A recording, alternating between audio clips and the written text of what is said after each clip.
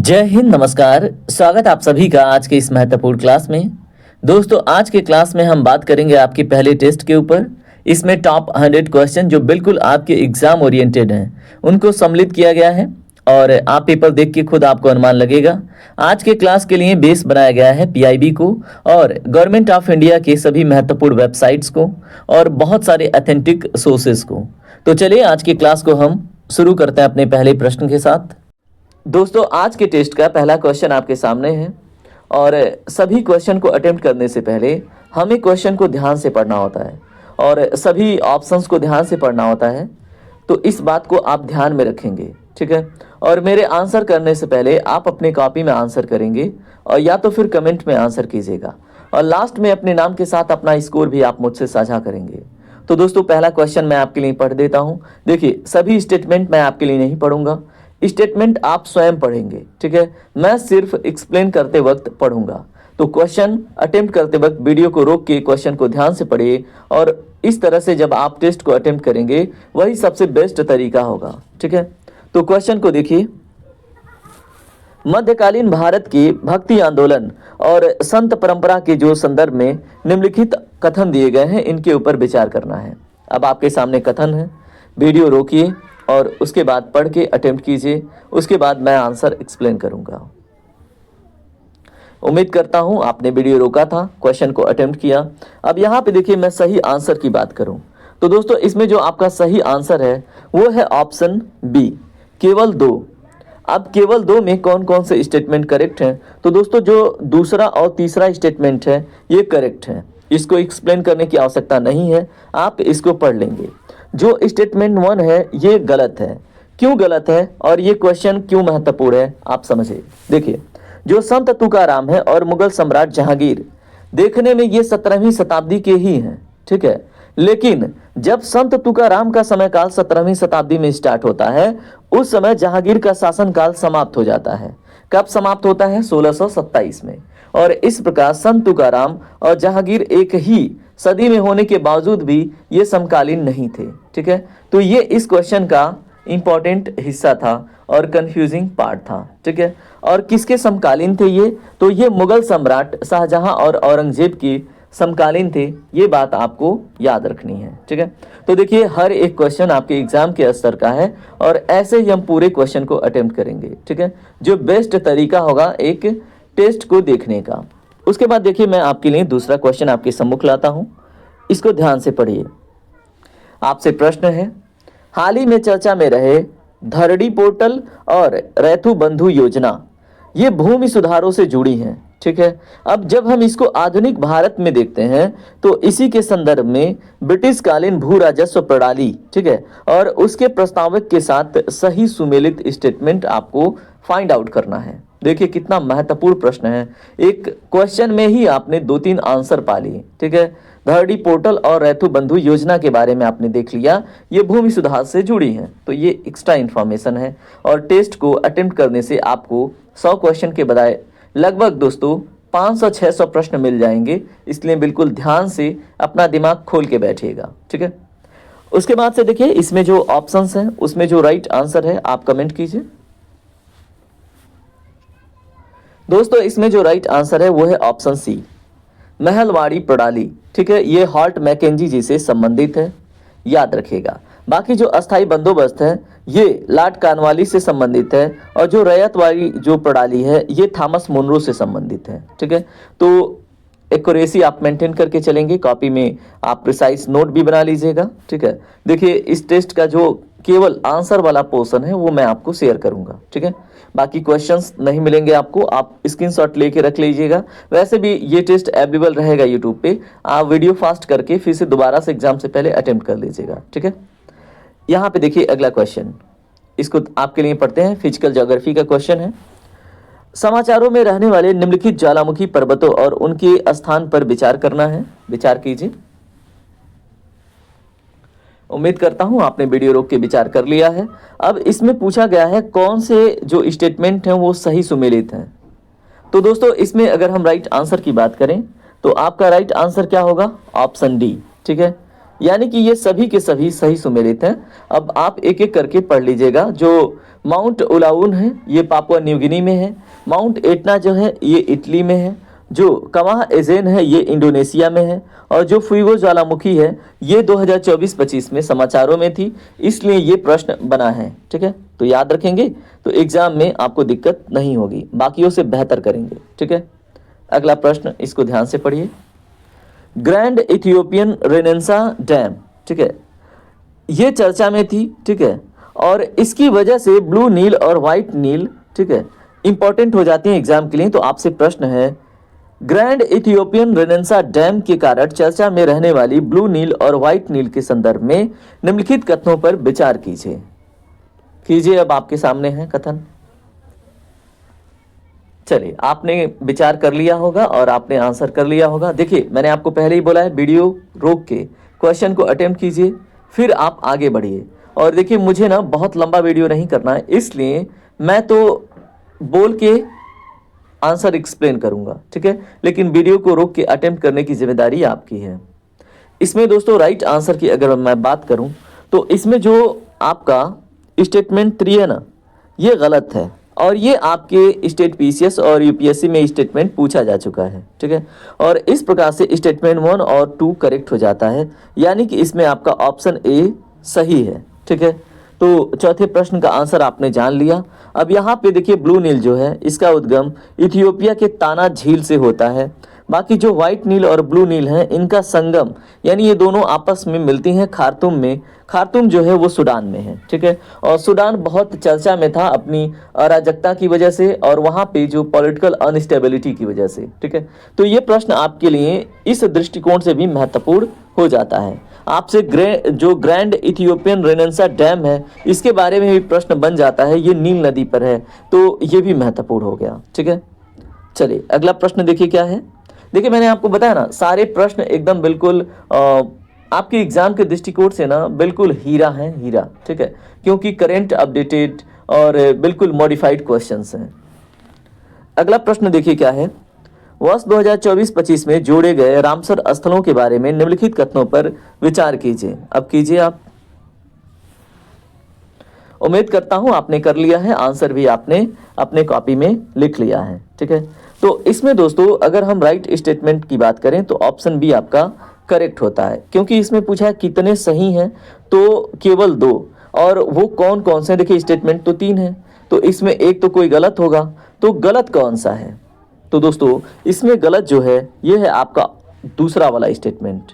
और क्यों गलत है, क्योंकि जो लॉन्गवुड 16 रिजर्व फॉरेस्ट हैं ये पूर्वी घाट में नहीं, ये पश्चिमी घाट में स्थित हैं। ठीक है, अब देखिए आपको मिल गया ना आंसर। चलिए अब इसमें हम बात करते हैं अगले क्वेश्चन के ऊपर। अगला क्वेश्चन देखिए, मैं आपको एक बात बता दूं, जो राइट स्टेटमेंट है उनको पढ़ने की जिम्मेदारी आपकी ही है। ठीक है, अगला क्वेश्चन है, भारतीय स्वतंत्रता संग्राम के दौरान रानी झांसी रेजिमेंट किसका हिस्सा था, बताइए। बहुत ही ज़्यादा महत्वपूर्ण प्रश्न है दोस्तों। तो इसका राइट आंसर हम वुमेन एम्पावरमेंट की दृष्टिकोण से देख सकते हैं। तो राइट आंसर है आपका ऑप्शन बी, आज़ाद हिंद फौज से। ठीक है, याद रखिएगा। अगला प्रश्न, मध्यकालीन भारत के संदर्भ में जो एरीपट्टी शब्द है इसका तात्पर्य क्या था, बताएं। ऐसे प्रश्न आपके बहुत सारे एग्जामों में बने हुए हैं, तो ऑप्शन ए करेक्ट है। गांव के जलाशयों के रख रखाव के लिए अलग रखी गई भूमि को हम मध्यकालीन भारत में एरी पट्टी कहते थे। ठीक है, तो ये क्वेश्चन बहुत महत्वपूर्ण है, ऐसे डायरेक्टली पूछा जाता है। और अगर मैं बात करूं कि ये कहाँ पे एरी पट्टी कहा जाता था, तो दोस्तों दक्षिण भारत में जो चोल काल था, ठीक है, उसका एक विशिष्ट शब्द है ये, तो चोल काल से संबंधित शब्द है एरी पट्टी, ये भी आपको याद रखना है। ठीक है, और बाकी जो अन्य मतलब यहाँ पे जो ऑप्शन दिख रहे हैं ये करों और भूमि के प्रकारों से संबंधित हैं। चोल काल के दौरान जो बुनकरों पर लगाया गया एक विशेष, ये सारी चीज़ें ठीक है, जाने दीजिए इसको।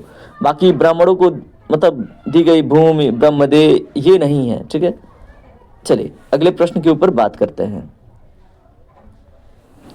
निम्नलिखित में से कौन सा विकल्प भूमध्य रेखीय प्लाज्मा बुलबुले जो इक्वेटोरियल प्लाज्मा बबल्स हैं, ठीक है, उसकी घटना का सबसे अच्छा वर्णन करता है, जिसे हाल ही में भारतीय वैज्ञानिकों द्वारा देखा गया है। तो देखिए कितना महत्वपूर्ण प्रश्न है, भूगोल है लेकिन भूगोल का डायनेमिक पोर्शन है, करंट अफेयर से जुड़ा हुआ।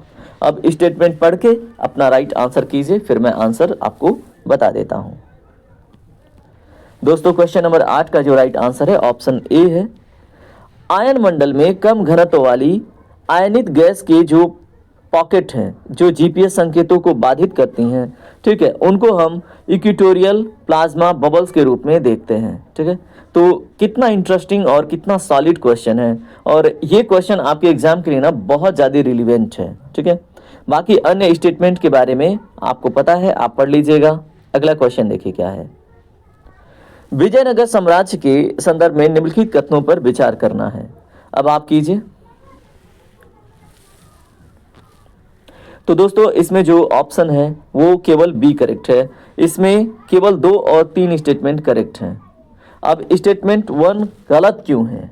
तो दोस्तों यहाँ पे जो अमुक्त माल्यद, ठीक है, इसकी रचना यहाँ पे लिखा है कृष्ण देव राय ने संस्कृत में की थी, लेकिन इसमें जो सही बात है वो संस्कृत नहीं है बल्कि तेलुगु भाषा में की गई थी। की तो कृष्ण देव राय ने ही थी, लेकिन संस्कृत में नहीं, तेलुगु भाषा में की थी। ठीक है, बाकी अब तीनों स्टेटमेंट करेक्ट हो गए, लेकिन क्वेश्चन के हिसाब से केवल 2 ही स्टेटमेंट करेक्ट हैं। ठीक है, देखिए अगर आपको क्वेश्चन का लेवल और एक्सप्लेन करने का तरीका, क्वेश्चन अटेम्प्ट कराने का तरीका आपको अच्छा लग रहा है तो वीडियो को निसंकोच लाइक कीजिए, अपना नाम कमेंट में लिखिए, कहाँ से हैं ये भी बताइए, और बताइएगा आपको ये क्वेश्चन कैसे लगे। ठीक है, अगला प्रश्न देखिए क्या है।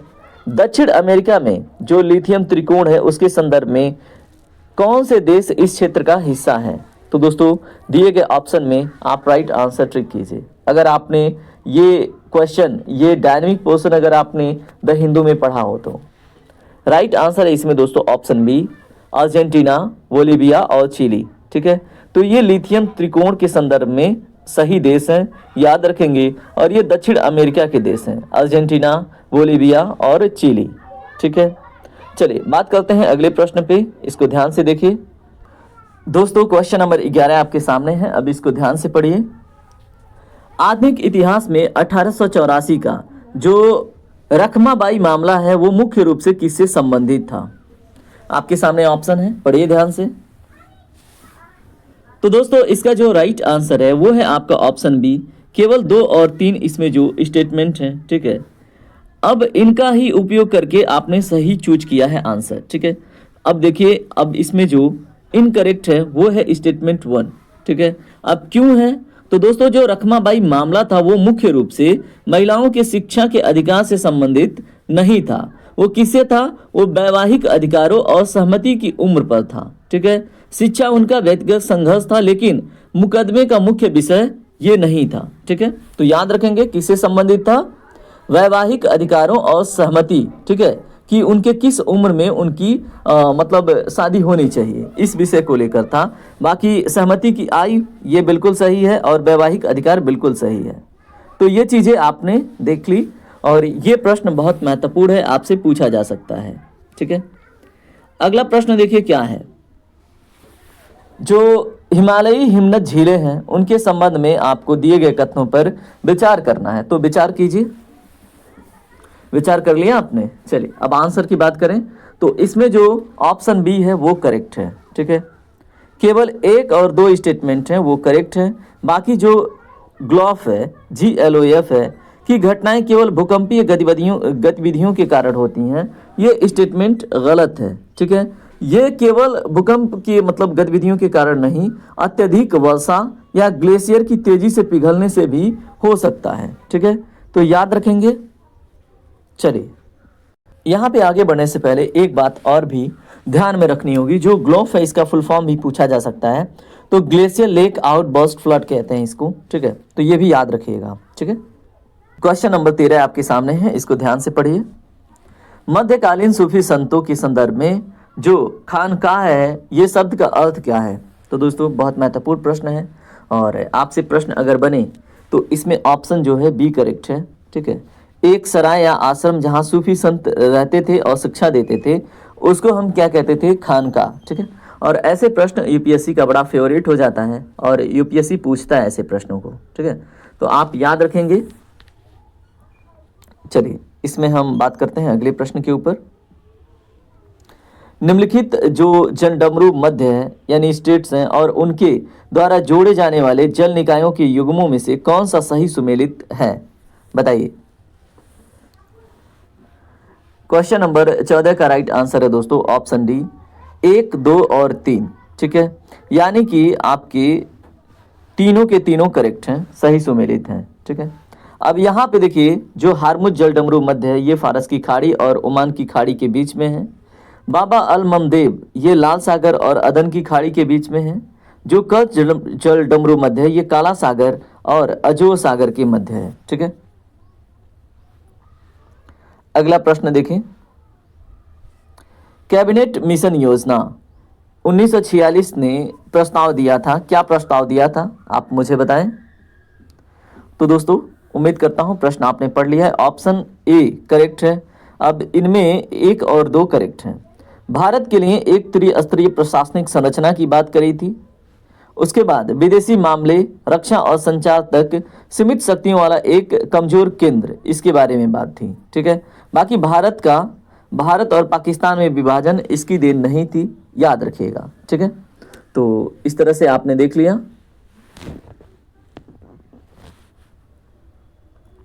चलिए अगले प्रश्न के ऊपर बात करते हैं। अगला प्रश्न, हिमालय में बार बार होने वाली घटना बादल फटना के संदर्भ में दिए गए स्टेटमेंट पर विचार कीजिए। तो दोस्तों इसमें जो राइट स्टेटमेंट है वो केवल 1 और 2 है, यानी कि ऑप्शन ए आपका करेक्ट होगा। ये 100 मिमी प्रति घंटे से अधिक वर्षा वाली एक अत्यधिक स्थानीय मौसम घटना है। यह मुख्य रूप से गर्म नम हवा की तेजी से ऊपर की ओर गति के कारण होता है, याद रखेंगे। तो इसमें आपने देख लिया जो ऑप्शन ए है करेक्ट है, ठीक है। बाकी यह सर्दियों की मानसून के मौसम में सबसे आम है, तो ये स्टेटमेंट गलत है, ठीक है। ये बादल फटना सर्दियों की नहीं बल्कि गर्मी की मानसून की बात है। जून सितंबर में अक्सर ये घटना घटित होती है, ठीक है। तो ये सर्दियों में अगर बोले तो आप इसको गलत कर देना। बाकी चलिए बात करते हैं अगले प्रश्न पे। अगला प्रश्न है मध्य भारत में सतनामी आंदोलन, इसकी स्थापना किसके द्वारा की गई थी। वेरी इंपॉर्टेंट क्वेश्चन दोस्तों, और ये पूछे जाने की संभावना भी है। तो ऑप्शन ए है घासीदास। और घासीदास क्यों महत्वपूर्ण है, क्योंकि इसी के नाम पे एक राष्ट्रीय उद्यान और टाइगर रिजर्व स्थापित किया गया है। कहाँ पे है ये आप मुझे कमेंट करके बता दीजिए, ठीक है। तो याद रखेंगे। चलिए अगला प्रश्न क्या है। महासागरीय धाराओं के संबंध में निम्नलिखित कथनों पर विचार कीजिए। अब कीजिए आप। तो दोस्तों आपने विचार कर लिया होगा, ऑप्शन बी इसमें करेक्ट है। केवल 2 और 3 स्टेटमेंट सही हैं। अब यहाँ पे ऑप्शन जो स्टेटमेंट 1 है वो गलत क्यों है। देखिए यहाँ पे जो बेंगुएला है, ठीक है, ये अफ्रीका के तट पर बहने वाली एक गर्म धारा नहीं, ये ठंडी धारा है, ठीक है। तो याद रखेंगे बेंगुएला किस प्रकार की धारा है दोस्तों, ठंडी धारा है। और यहाँ पे एग्जामिनर आपके साथ खेल जाता है, क्योंकि अफ्रीका के तट पे तो सही है लेकिन लास्ट में जाके मिस्टेक कर दिया है, ठीक है।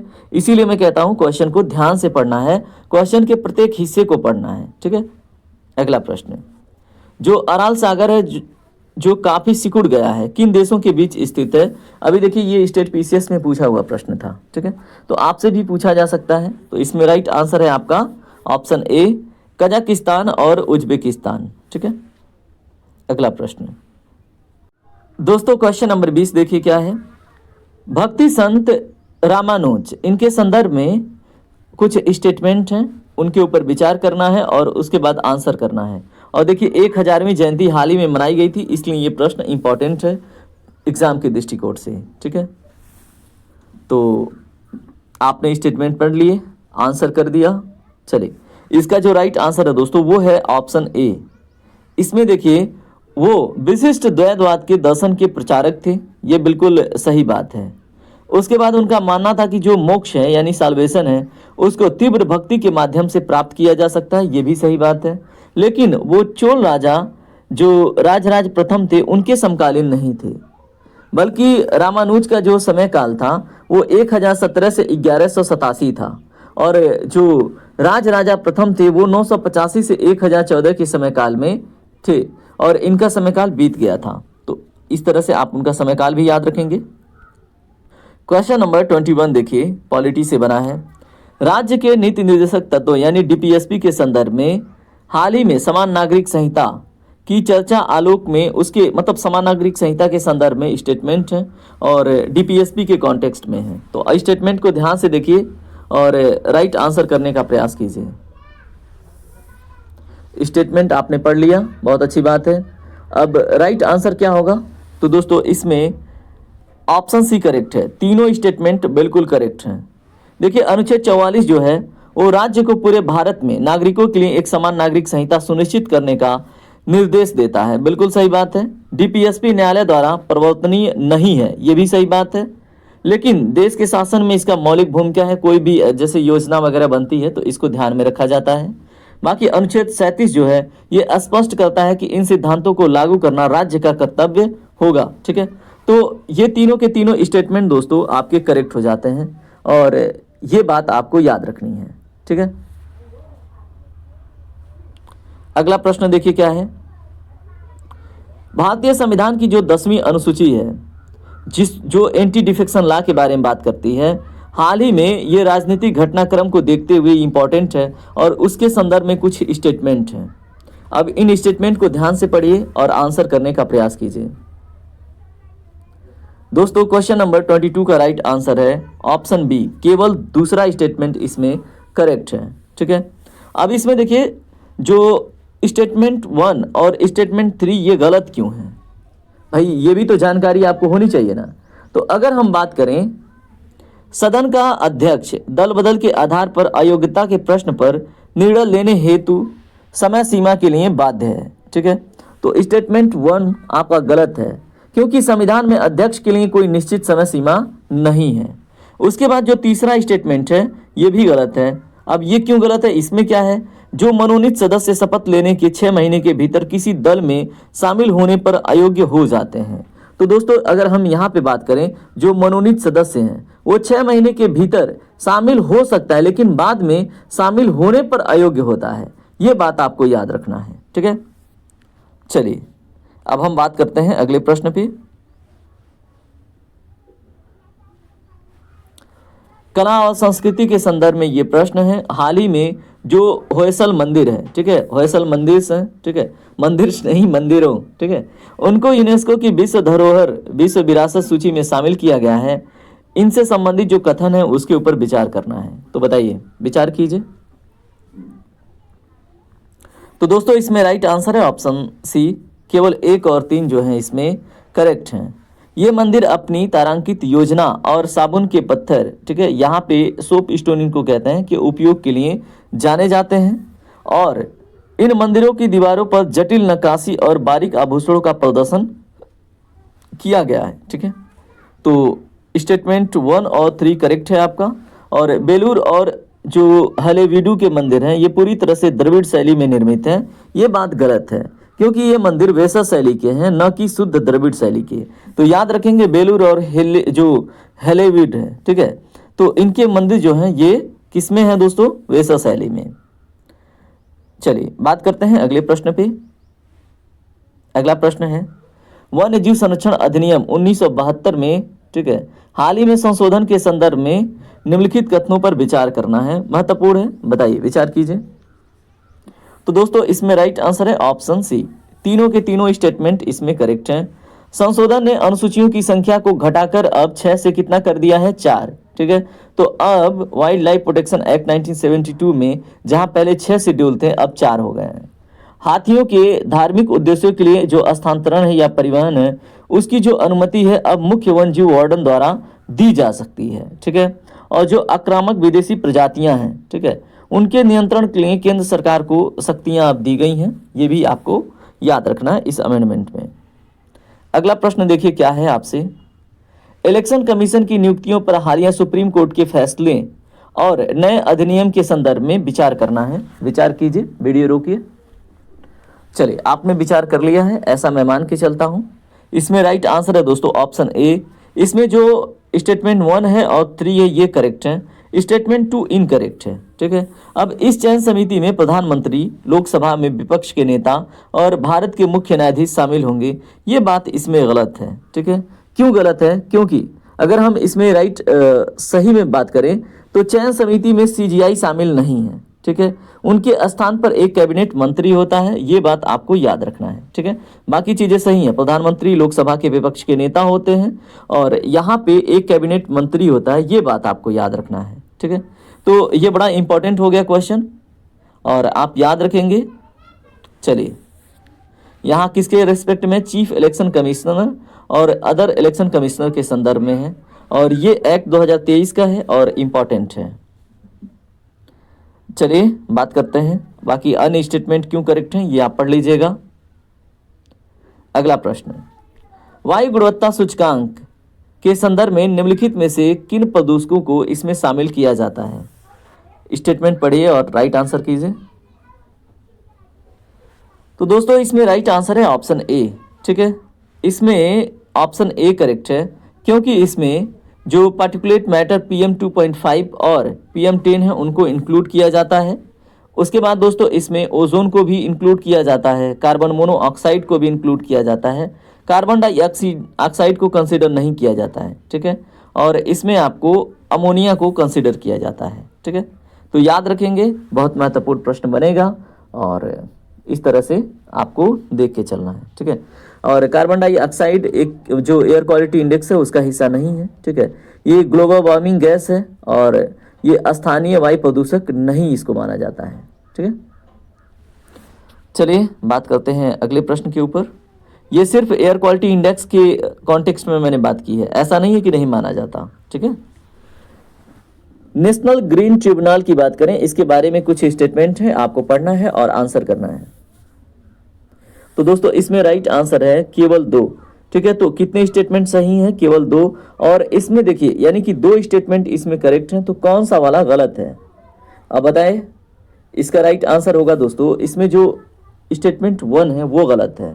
यहाँ पे क्या है? एनजीटी एक वैधानिक निकाय है जो नागरिक प्रक्रिया संहिता 1908 द्वारा निर्धारित प्रक्रिया से बाध्य है। तो ये स्टेटमेंट आपका क्या हो जाता है? गलत, क्योंकि जो एनजीटी है ये नागरिक प्रक्रिया संहिता से बाध्य नहीं है। ठीक है, तो ये बात आपको याद रखना है।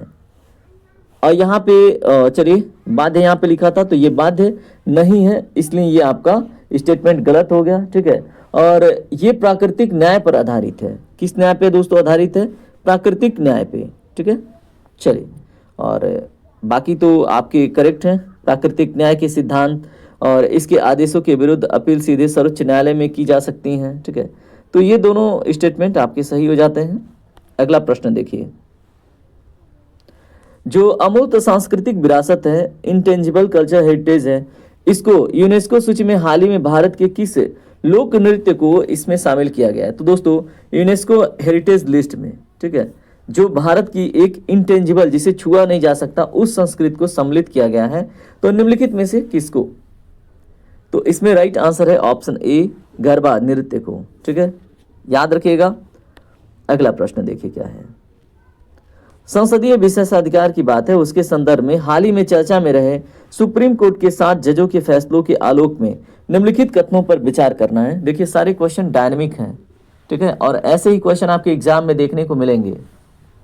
तो दोस्तों इसमें ऑप्शन बी करेक्ट है, केवल 1 और 2। ठीक है, अब यहाँ पे एक स्टेटमेंट जो है गलत है, तीसरा। और क्यों गलत है ये बात आप जान लीजिए।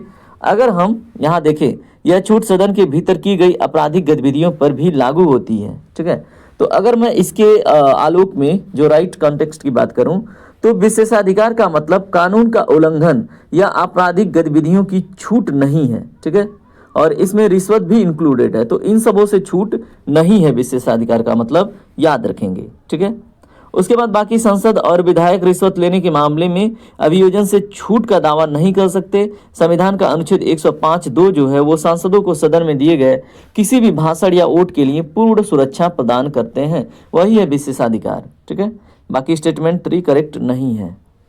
बाकी यहाँ पे देखिए अगला प्रश्न, कार्बन क्रेडिट स्कीम बहुत इंपॉर्टेंट है। कार्बन क्रेडिट ट्रेंडिंग स्कीम है। ठीक है, और भारत के नए ग्रीन क्रेडिट प्रोग्राम के संदर्भ में विचार करना है। वेरी वेरी इंपॉर्टेंट क्वेश्चन दोस्तों, और ये प्रश्न बहुत लाजमी है आपके एग्जाम के लिए।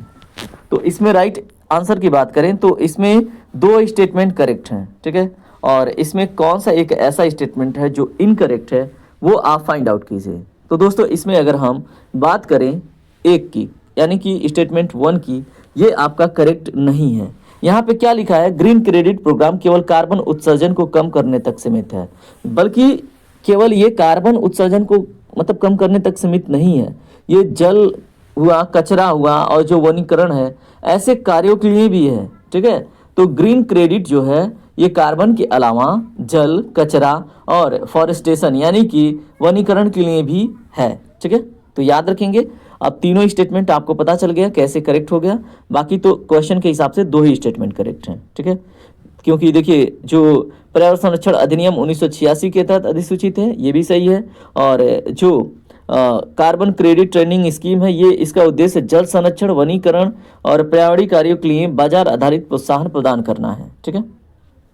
अगला प्रश्न देखिए दोस्तों आपके लिए है, भारतीय संविधान की प्रस्तावना के संदर्भ में सर्वोच्च न्यायालय के विभिन्न निर्णयों के अनुसार निम्नलिखित कथनों पर विचार करना है। कीजिए विचार। तो दोस्तों इसमें राइट आंसर है ऑप्शन डी।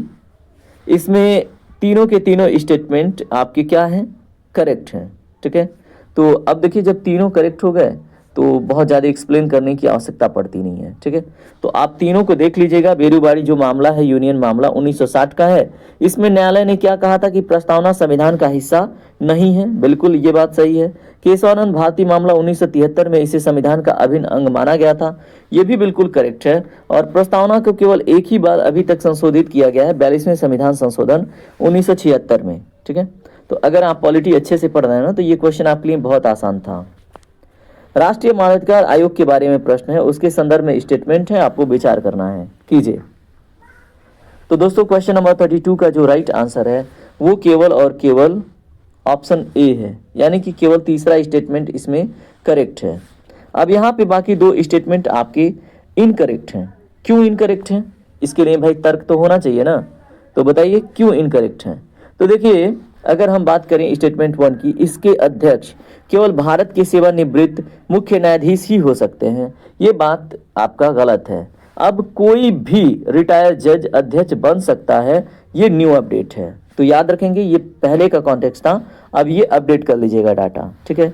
इसके पास मानवाधिकार के उल्लंघन के मामले में सजा देने की शक्ति है, तो दोस्तों ये भी बात गलत है। इसके पास सजा देने की शक्ति नहीं है, ये सिर्फ और सिर्फ अपील कर सकता है और ये सूचना दे सकता है अपने आसपास के पुलिस स्टेशन या फिर सुप्रीम कोर्ट में सीधे, ठीक है। तो ये बात आप याद रखेंगे। बाकी क्वेश्चन नंबर 33 देखिए क्या है। हाल ही में चर्चा में रहे ग्रेट निकोबार द्वीप परियोजना के पर्यावरणीय प्रभाव के संदर्भ में जो गैलेथिया खाड़ी है ये किसका प्रमुख प्रजनन स्थल है। वेरी वेरी इंपॉर्टेंट क्वेश्चन दोस्तों, वेरी इंपॉर्टेंट, ठीक है। तो इसका राइट आंसर क्या होगा, इसमें देखें तो राइट आंसर ऑप्शन ए है, लेदर बैक कछुओं के लिए, ठीक है। तो गैलाथिया खाड़ी किसके प्रमुख प्रजनन स्थल हैं, तो लेदर बैक कछुओं के, ठीक है। तो याद रखेंगे, ऐसे प्रश्न तो बहुत यूपीएससी पूछता है, ठीक है। तो आप बिल्कुल ध्यान में बिठा लीजिएगा। अगला प्रश्न देखिए, पंचायत अनुसूचित क्षेत्रों के विस्तार अधिनियम पेशा एक्ट 1996 के संदर्भ में ग्राम सभा को निम्नलिखित में से कौन सी शक्तियां प्राप्त हैं। तो दोस्तों आंसर कीजिए। तो इसमें तीनों के तीनों स्टेटमेंट करेक्ट हैं आपके, ठीक है। इसमें माइनर फॉरेस्ट प्रोड्यूस का स्वामित्व तो होगा, ये भी करेक्ट है। अनुसूचित क्षेत्रों में भूमि हस्तांतरण को रोकना, ये भी सही बात है। और नशीले पदार्थों की बिक्री और खपत को विनियमित करना, ये भी सही बात है, ठीक है। तो पेशा एक्ट 1996 के संदर्भ में तीनों के तीनों स्टेटमेंट आपके करेक्ट हो जाते हैं, ठीक है। उसके बाद दोस्तों अगला प्रश्न देखें, संगम युग से संबंधित प्रश्न है, ठीक है। तो संगम युग की जो संस्कृति के संदर्भ में हालिया में चर्चे में रहा किलाड़ी उत्खनन, ठीक है। अब खेजड़ी है एक्चुअली, ये जो खेजड़ी एक्सकेवेशन है इसके बारे में क्या सत्य है। तो दोस्तों ये स्टेट पीसीएस 2025 में खेजड़ी से संबंधित एक स्टेटमेंट आया था, ठीक है, और ये चर्चा में रहता है तो इसलिए इंपॉर्टेंट है। इसका राइट आंसर कमेंट करें। तो दोस्तों इसमें राइट आंसर है इसमें सभी के सभी, ठीक है। इसने प्राचीन तमिल समाजों में एक विकसित शहरी सभ्यता और साक्षरता के प्रमाण प्रदान किए हैं, ठीक है। और उसके बाद जो किलाड़ी वैगई नदी है, ठीक है, इसके तट पर स्थित है। उसके बाद यहाँ से प्राप्त जो कलाकृतियाँ हैं, ठीक है, वो किसी भी हिंदू मंदिर के स्पष्ट अवशेष यहाँ पे नहीं मिले हैं। कहाँ से? किलाड़ी उत्खनन से, ठीक है। तो याद रखेंगे, इसको खिजाड़ी उत्खनन कहते हैं। बाकी एक खेजड़ी लोकेशन है रसिया के साइबेरिया में, वो भी प्रश्न बनता है, उसको भी आप देख के चलेंगे, ठीक है। चलिए बात करते हैं अगले प्रश्न पे। अगला प्रश्न क्या है, पढ़िए। पेरिस समझौता के तहत भारत के अद्यतन राष्ट्रीय स्तर पर निर्धारित योगदान के संदर्भ में 2030 तक का लक्ष्य क्या है? तो बताइए। अपडेटेड एनडीसी की मतलब बात है, तो बताइए। उम्मीद करता हूं आपने ये क्वेश्चन पढ़ लिया होगा। इसमें जो राइट ऑप्शन है ऑप्शन बी है, इसमें दूसरा और तीसरा स्टेटमेंट करेक्ट है, ठीक है। तो यहाँ पे देखिए, अद्यतन राष्ट्रीय स्तर पर जो निर्धारित योगदान है ये 2005 के स्तर की तुलना में अपनी जीडीपी के उत्सर्जन तीव्रता को 45% तक कम करना, ठीक है, और 2.5 से 3 बिलियन जो टन CO2 के बराबर अतिरिक्त कार्बन सिंक बनाना। तो पेरिस समझौते के तहत भारत के अद्यतन राष्ट्रीय स्तर पर ये निर्धारित योगदान के संदर्भ में कॉन्टेक्स्ट था, और ये 2030 तक के लक्ष्य हैं, ठीक है। तो ये बात आपको याद रखनी है। बाकी अपनी गैर जीवाश्म ऊर्जा क्षमता को 500 गीगावाट तक बढ़ाना, ये बात गलत है, ठीक है। अब यहाँ पे अगर हम बात करें गलत क्यों है, तो दोस्तों बताइए क्यों गलत है।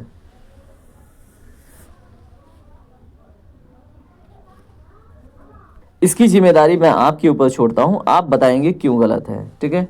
मैं एक हिंट देता हूँ, क्योंकि इसका ना एनडीसी में कोई मतलब इस तरह से डिफाइन नहीं है, ठीक है, और इसमें ऊर्जा क्षमता के लिए अलग शब्दावली का प्रयोग है। तो आप मुझे एग्जैक्टली बताइएगा, ठीक है। अगला प्रश्न देखिए क्या है। राज्यपाल की शक्तियों के संदर्भ में संविधान के अनुच्छेद 200 के तहत जब कोई विधेयक राज्यपाल के पास भेजा जाता है तो वह है, ठीक है। आप स्टेटमेंट को पढ़िए और राइट आंसर करने का प्रयास कीजिए। उम्मीद करता हूं आपने पढ़ लिया है, ठीक है। अब इसमें कौन सा विकल्प सही है, आपसे ये प्रश्न पूछा गया है, तो दोस्तों ऑप्शन ए करेक्ट है। इसमें पहला, दूसरा, तीसरा जो स्टेटमेंट है अनुच्छेद 200 के तहत, ठीक है, जब कोई विधेयक राज्यपाल के पास भेजा जाता है तो उसके बारे में सही है। यानी विधेयक पर अपनी सहमति दे सकता है, सहमति को रोक सकता है, विधेयक को राष्ट्रपति के विचार के लिए आरक्षित कर सकता है, लेकिन धन विधेयक को पुनर्विचार के लिए वापस भेज सकता है। ये स्टेटमेंट गलत हो जाता है, ठीक है। तो ये बात आप याद रखेंगे, राज्यपाल धन विधेयक को पुनर्विचार के लिए वापस नहीं भेज सकता, अपने दिमाग में बिठा लीजिए, ठीक है। और राष्ट्रपति भी नहीं भेज सकता, ठीक है। अगला प्रश्न, कला और संस्कृति के क्षेत्र में रहने वाले जीआई टैग के संदर्भ में कौन सा युग्म सही सुमेलित है? ऐसा आपसे प्रश्न बना है, तो मेरे दोस्त करके बताइए। तो इसमें कौन सा युग्म सही सुमेलित है? ऑप्शन ए करेक्ट है। सिमलीपाल जो काई चटनी है ये उड़ीसा से संबंधित है, ठीक है। और सिमलीपाल राष्ट्रीय उद्यान अगर आपको पता है तो वैसे भी आपको ये क्वेश्चन आपके लिए आसान हो जाता है, ठीक है। बाकी इसमें जो मरचा चावल है क्या ये उत्तर प्रदेश से संबंधित है? बताइए, बताइए कमेंट करके। और बाकी उड़ीसा की जो लाल चीटी चटनी है, ठीक है, इसको भी जीआई टैग मिल चुका है। और जो मरचा चावल है ये बिहार का है एक्चुअली, ठीक है। तो ये उत्तर प्रदेश का नहीं है, याद रखेंगे। चलिए बात करते हैं अगले प्रश्न पे।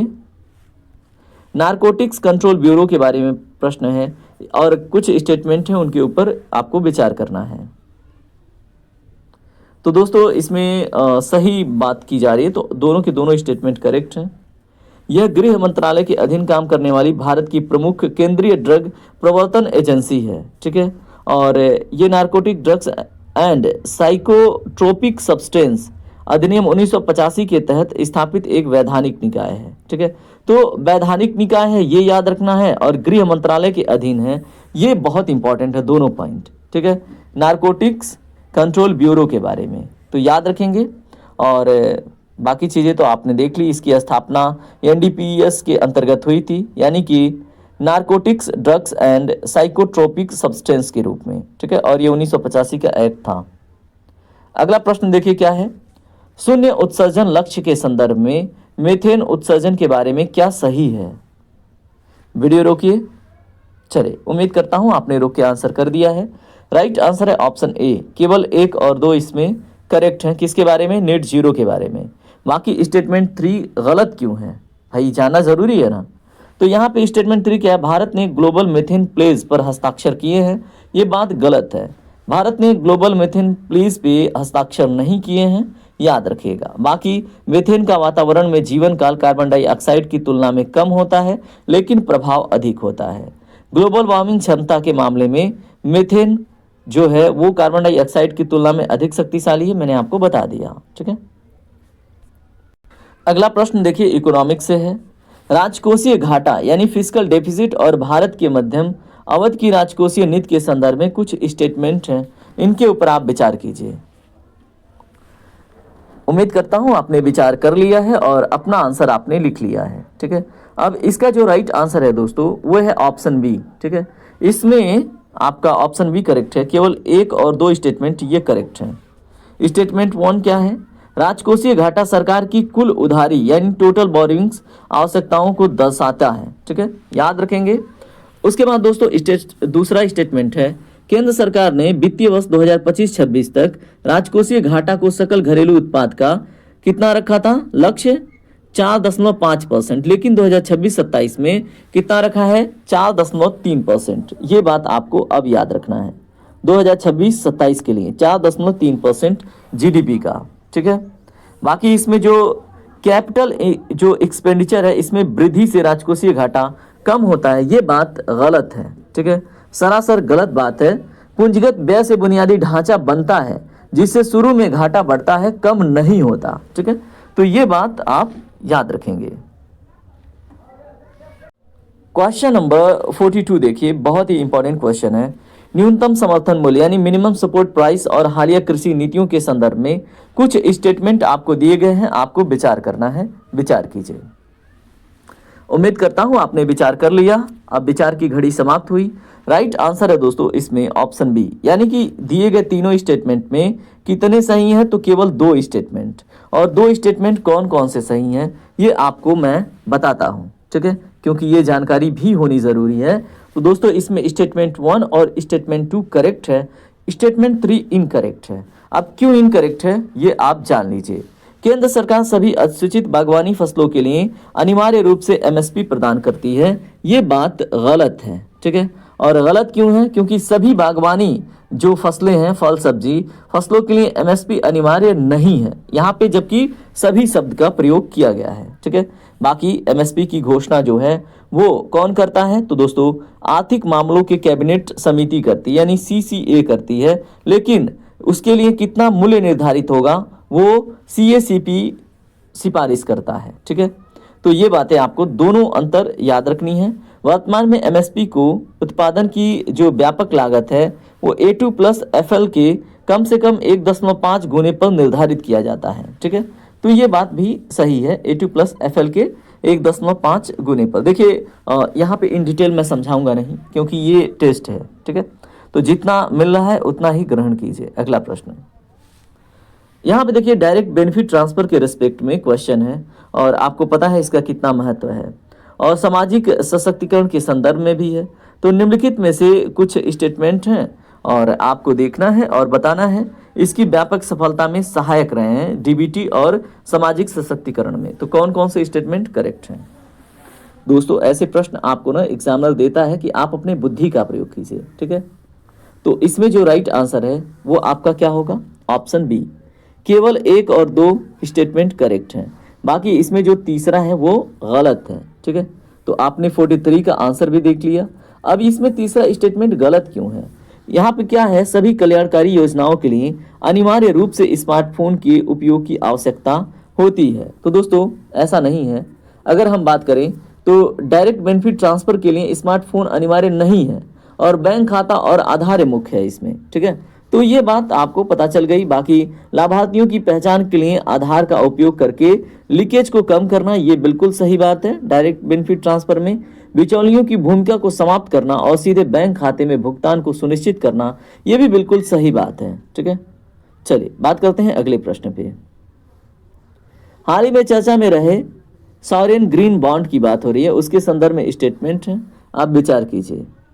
तो दोस्तों इसमें राइट आंसर है केवल एक और स्टेटमेंट करेक्ट है। ठीक है, तो कौन सा या कौन से सही है, तो केवल एक स्टेटमेंट आपका करेक्ट है इसमें, बाकी 2 और 3 इसमें जो हैं वो गलत हैं। ठीक है, अब दूसरा गलत क्यों है और तीसरा गलत क्यों है जानना ज़रूरी है।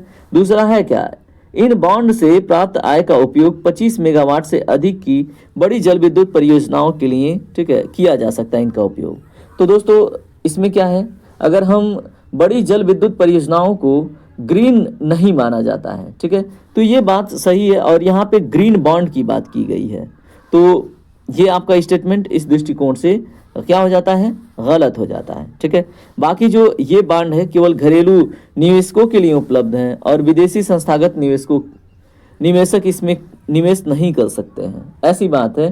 तो दोस्तों विदेशी निवेशकों को अब इसमें अनुमति मिल चुकी है और यही बात आपको मैं बताना चाहता हूँ। ठीक है, उसके बाद अगला क्वेश्चन आपसे है कृषि अवसंरचना के बारे में, और इसको हम एग्रीकल्चर इंफ्रास्ट्रक्चर फंड कहते हैं, के बारे में निम्नलिखित कथनों पर विचार करना है, कीजिए। तो दोस्तों आपने विचार कर लिया, इसमें ऑप्शन बी करेक्ट है, केवल और केवल 2 स्टेटमेंट इसमें करेक्ट हैं। पूछा है कितने सही हैं, तो केवल 2 स्टेटमेंट सही है, एक स्टेटमेंट इसमें ऐसा है जो गलत है। वो गलत स्टेटमेंट कौन सा है, तो दोस्तों ऑप्शन 3। ठीक है, इसमें जो तीसरा है, यहाँ पे क्या है, पात्र लाभार्थियों में केवल किसान उत्पादक संगठन और स्वयं सहायता समूह शामिल हैं। तो दोस्तों यह व्यक्तिगत किसानों और स्टार्टअप्स के लिए भी खुला है, ये भी बात आपको याद रखना है। ठीक है, तो इसलिए ये गलत है, बाकी ये दोनों क्यों सही है आप पढ़ लीजिएगा एग्रीकल्चर इंफ्रास्ट्रक्चर फंड के बारे में। ठीक है, चलिए बात करते हैं अगले प्रश्न पे। अगला प्रश्न देखिए, पीएम दक्ष योजना जो हाल के वर्षों में चर्चा में रही है, ये मुख्य रूप से किससे संबंधित है। तो दोस्तों इसका जो राइट आंसर है क्या होगा, ऑप्शन ए इसका करेक्ट होगा, हाशिए पर रहने वाले समुदायों के लिए कौशल विकास। ठीक है, यही इसका करेक्ट आंसर होगा। दोस्तों क्वेश्चन नंबर 47 देखिए, इकोनॉमिक्स का क्वेश्चन। मौद्रिक नीति समिति और मुद्रा स्फीति लक्ष्यीकरण के संदर्भ में ये क्वेश्चन है, तो इसके स्टेटमेंट पढ़िए और आपसे पूछा गया है इसमें कौन से सही हैं। ठीक है, इसका जो राइट आंसर है मैं बताता हूं, ऑप्शन डी करेक्ट है, यानी कि तीनों के तीनों स्टेटमेंट करेक्ट हैं। ठीक है, तो तीनों स्टेटमेंट आप पढ़ लीजिएगा। जो मॉनेटरी पॉलिसी कमेटी होती है, ठीक है, उसमें नीतिगत ब्याज दर तय करने के लिए, ठीक है, ये जिम्मेदारी होती है। उसके बाद मुद्रा स्फीति का लक्ष्य 4% है, जिसमें +-2% का टॉलरेंस है। ठीक है, तो हम कहते हैं ना कि मुद्रा स्फीति का जो टारगेटिंग है आरबीआई के थ्रू वो 4 +-2% का है। ठीक है, उसके बाद भारतीय रिजर्व बैंक का गवर्नर क्या होता है, एमपीसी का पदेन एक्स ऑफिशियो अध्यक्ष होता है। ठीक है, तो जो मॉनेटरी पॉलिसी कमेटी है उसके अध्यक्ष की बात हो रही है, जो भी आरबीआई के गवर्नर बनते हैं वो ऑटोमेटिकली बन जाते हैं, तो उसी को हम एक्स ऑफिशियो या पदेन कहते हैं। ठीक है, अगला प्रश्न देखें, प्रधानमंत्री जनधन योजना के बारे में प्रश्न है कि 1 दशक पूरा होने के उपलक्ष्य में वित्तीय समावेशन के इसके प्रभाव के बारे में कौन से स्टेटमेंट सत्य हैं, आपको आंसर करना है। तो दोस्तों इसमें जो राइट आंसर है ऑप्शन बी है, इसमें स्टेटमेंट 1 और 2 करेक्ट है। ठीक है, इसमें केवल शहरी क्षेत्र के निवासियों को शामिल किया जाता है, ये बात गलत है। इसमें शहरी और ग्रामीण दोनों क्षेत्र के निवासियों को शामिल किया जाता है, याद रखेंगे। बाकी अगर हम बात करें प्रधानमंत्री जनधन योजना की, तो इस योजना के तहत बिना किसी न्यूनतम शेष राशि के बैंक खाते खोले जाते हैं और खाता धारक को 10,000 रुपये तक की ओवरड्राफ्ट सुविधा प्रदान की जाती है। ठीक है, अगला प्रश्न, जीडीपी डिफ्लेटर के संदर्भ में जो स्टेटमेंट हैं उनके ऊपर विचार कीजिए। दोस्तों अगर हम यहाँ पे देखें तो पूछा है कितने स्टेटमेंट सही हैं, तो ऑप्शन ए करेक्ट है, केवल एक स्टेटमेंट सही है, और वो स्टेटमेंट कौन सा है। तो दोस्तों अगर हम यहाँ पे बात करें तो जो स्टेटमेंट 1 है ये करेक्ट है, ये चालू मूल्यों पर जीडीपी और स्थिर मूल्यों पर जीडीपी का अनुपात है। ठीक है, तो यही स्टेटमेंट करेक्ट है, बाकी बहुत डिटेल में इसमें नहीं जाएंगे हम, क्योंकि बहुत छोटा सा टॉपिक है। अगला प्रश्न, नैनो यूरिया के उपयोग और इसके लाभों के संदर्भ में कुछ स्टेटमेंट है, पढ़िए और विचार कीजिए। तो दोस्तों राइट आंसर है इसमें सभी के सभी। ठीक है, तो आप याद रखेंगे नैनो यूरिया ये पारंपरिक दानेदार यूरिया की तुलना में पौधों द्वारा पोषक तत्वों के अवशोषण की दक्षता को बढ़ाता है। इसके उपयोग से मिट्टी और पानी में जो प्रदूषण है उसमें कमी आती है। इसे भारत में इफ्को द्वारा स्वदेशी रूप से विकसित किया गया है। ठीक है, अगला प्रश्न देखिए, सामाजिक न्याय के क्षेत्र में नमस्ते योजना का मुख्य उद्देश्य क्या है? Very very important question. तो दोस्तों राइट आंसर है ऑप्शन ए, हाथ से मैला ढोने वालों का पुनर्वास और स्वच्छता कार्य का मशीनीकरण। ठीक है, तो ये सामाजिक न्याय के क्षेत्र में नमस्ते योजना का मुख्य उद्देश्य है। आप याद रखेंगे तो आपके एग्जाम में प्रश्न बन जाएगा। ठीक है, चलिए अगला प्रश्न देखिए क्या है, भारतीय अर्थव्यवस्था में विदेशी मुद्रा भंडार फॉरेन एक्सचेंज रिजर्व के घटकों को निम्नलिखित में से कौन शामिल है? ठीक है, जो फॉरेक्स है उसमें क्या क्या शामिल है बताइए। इसका जो राइट आंसर है दोस्तों ऑप्शन डी है। अगर हम फॉरेक्स में देखें तो विदेशी मुद्रा संपत्ति ये भी शामिल है, स्वर्ण भंडार भी शामिल है, विशेष जो आहरण अधिकार हैं एसडीआर ये भी सम्मिलित हैं। उसके बाद जो आईएमएफ के पास रिजर्व ट्रेंच है वो भी सम्मिलित है फॉरेक्स में। ठीक है, तो याद रखेंगे। चलिए अगला प्रश्न, न्यूनतम वैकल्पिक कर यानी कि मिनिमम अल्टरनेटिव जो टैक्स है जिसको मैट कहते हैं के संदर्भ में कुछ स्टेटमेंट हैं, आपको विचार करना है। तो विचार कीजिए दोस्तों। इसमें राइट आंसर की बात करें तो केवल एक और दूसरा स्टेटमेंट करेक्ट है इसमें, और इसको आप याद रखिएगा। बाकी इसमें जो तीसरा स्टेटमेंट है वो गलत है। इसमें देखिए जो मिनिमम अल्टरनेटिव टैक्स है उसमें केवल सार्वजनिक क्षेत्र की कंपनियों पर लागू किया जाता है, ये स्टेटमेंट केवल लिखा है। ठीक है, और केवल बहुत ही मतलब एक ऐसा पॉइंट होता है जहाँ पे बहुत रेयर कंडीशन में वो बात सही होती है। ठीक है, तो 53 का जो गलत है वो निजी क्षेत्र की कंपनियों पर भी लागू होता है, ये बात याद रखना है। यहाँ पे केवल सार्वजनिक क्षेत्र की कंपनियों की बात किया है। अगला प्रश्न देखिए क्या है, अगला प्रश्न भी बहुत इजी है, पीएम प्रणाम के बारे में है। ठीक है, तो ये एक योजना है पीएम प्रणाम जिसे 2023-24 के बजट में घोषित किया गया था। इसका उद्देश्य क्या था बताइए, ये प्रश्न आपसे बन सकता है। पीएम प्रणाम, तो इसमें ऑप्शन ए करेक्ट है, रासायनिक उर्वरकों की जैसे जो फर्टिलाइजर हैं के संतुलित उपयोग को बढ़ावा देना और वैकल्पिक जो फर्टिलाइजर हैं को प्रोत्साहित करना। ठीक है, उर्वरकों इसका उच्चारण थोड़ा सा देखिए करके, उर्वरकों। ठीक है, उर्वरक कहना आसान है लेकिन को कहना थोड़ा सा इधर उधर होता है, कोई बात नहीं, आप याद रखेंगे। रासायनिक उर्वरकों को संतुलित उपयोग को बढ़ावा देना और वैकल्पिक उर्वरकों को प्रोत्साहित करना, ये पीएम प्रणाम योजना का उद्देश्य था। ठीक है, अगला प्रश्न देखें क्या है, मनी मार्केट के उपकरणों के संदर्भ में जो स्टेटमेंट हैं उन पर विचार कीजिए। तो दोस्तों यहाँ पे पूछा है कितने सही हैं, तो इसमें केवल 2 स्टेटमेंट सही हैं और कौन सा स्टेटमेंट गलत है? तो दोस्तों तीसरा स्टेटमेंट गलत है। यहाँ पे लिखा है जो सर्टिफिकेट ऑफ डिपॉजिट है केवल अनुसूचित वाणिज्य बैंकों द्वारा जारी किया जा सकता है। ठीक है, और जबकि अगर हम बात करें तो ये जो प्रमाण पत्र ये सहकारी बैंकों द्वारा भी जारी किया जा सकता है। ठीक है, तो केवल वाणिज्यिक यहाँ पे बैंक लिखा है तो ये गलत हो गया। बाकी ट्रेजरी बिल केवल केंद्र सरकार द्वारा जारी किए जाते हैं, बिल्कुल सही है। उसके बाद वाणिज्यिक जो पत्र है ये असुरक्षित अल्पकालिक ऋण साधन है, ये भी सत्य है। ठीक है, अगला प्रश्न देखें क्या है, जो गिग इकॉनमी है। ठीक है, और सामाजिक सुरक्षा के संदर्भ में गिग वर्कर शब्द का प्रयोग होता है, इसका अर्थ क्या है?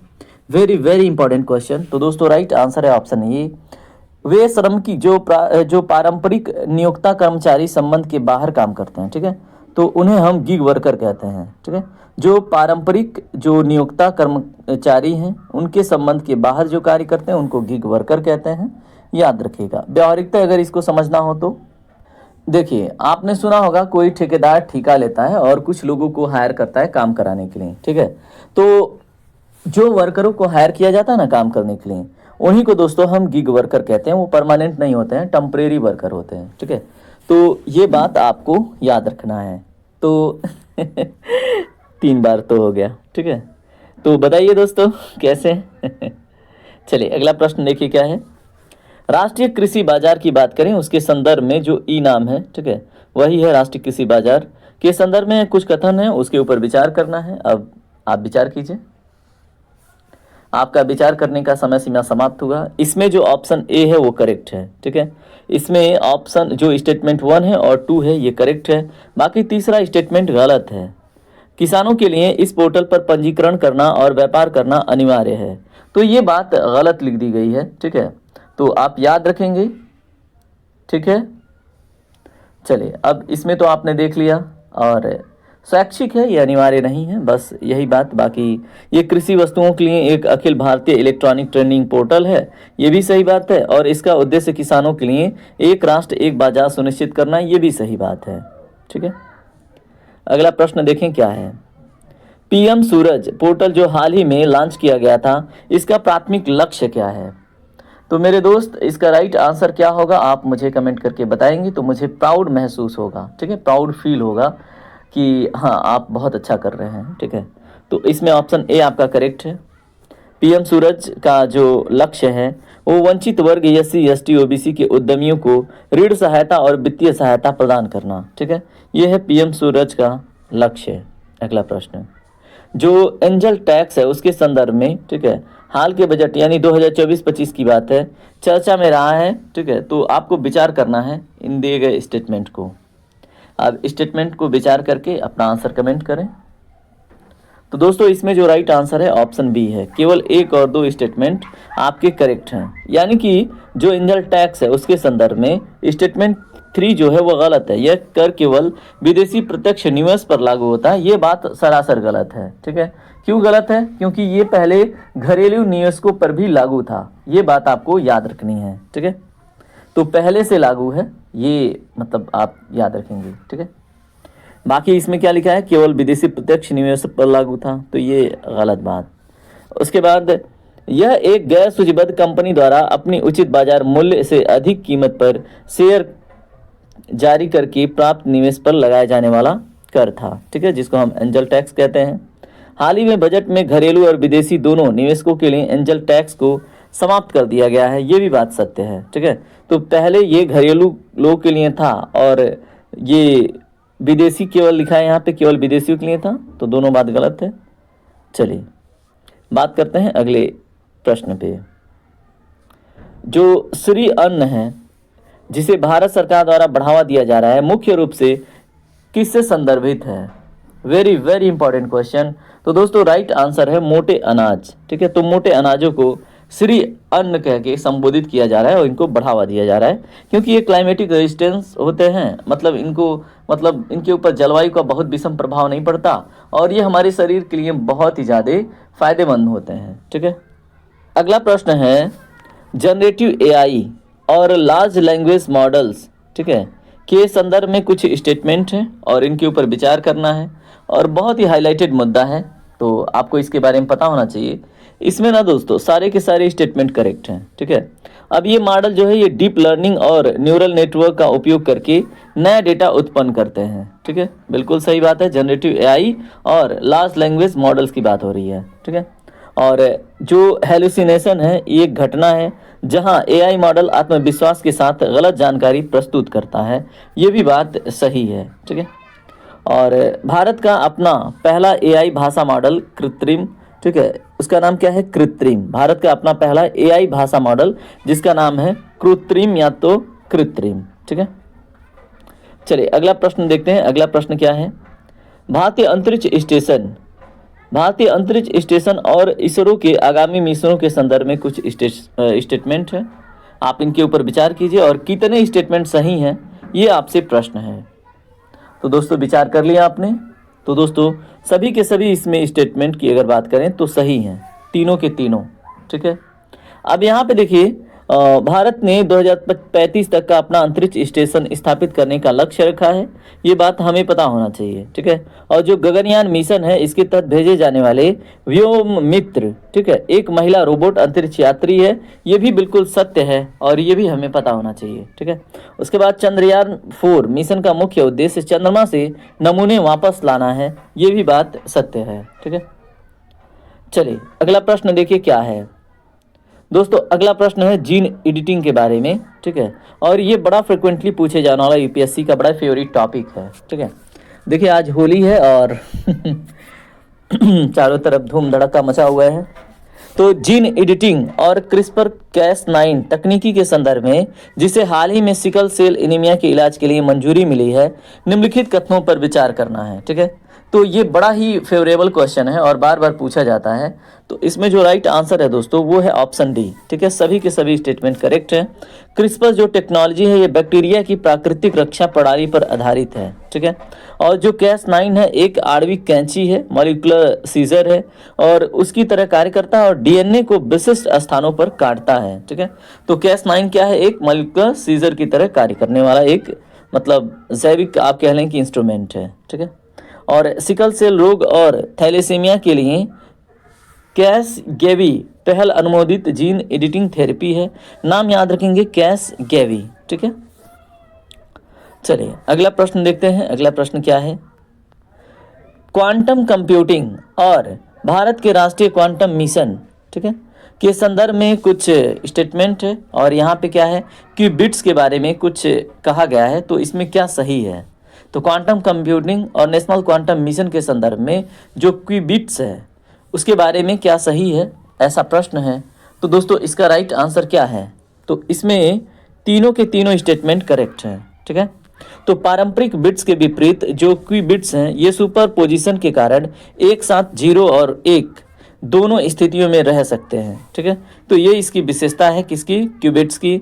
और क्वांटम इंटेंगलमेंट, ठीक है, एक ऐसी घटना है जहां दोनों कण एक दूसरे से इस तरह जुड़ जाते हैं कि एक ही स्थिति दूसरे को प्रभावित करती है, ठीक है। तो एक की स्थिति, यहाँ पे मैंने ही बोला, एक की स्थिति दूसरे को प्रभावित करती है, ये बात थी, ठीक है।